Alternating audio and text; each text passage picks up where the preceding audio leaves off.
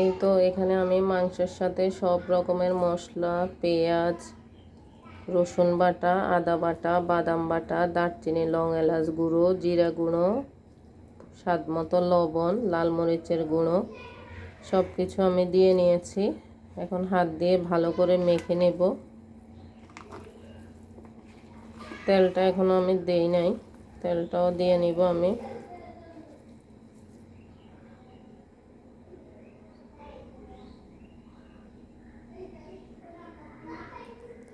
এই যে আমি তেলটাও দিয়ে নিচ্ছি।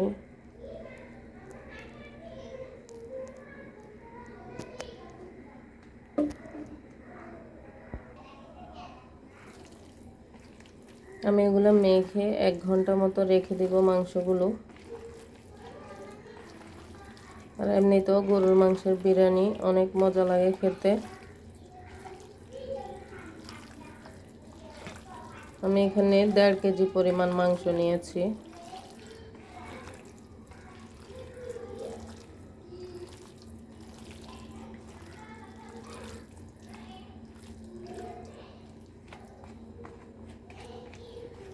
সব কিছু আমার মেশানো হয়ে গেছে। এখন আমি একটা ঢাকনা দিয়ে ঢেকে রেখে দেব 1 ঘন্টা মতো, তারপর রান্না করব।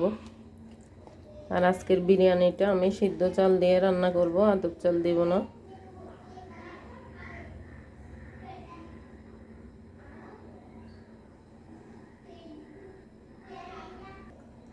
এই তো আমি এখন একটা ঢাকনা দিয়ে ঢেকে দেব। মাংসটা আমার ম্যারিনেট করা শেষ।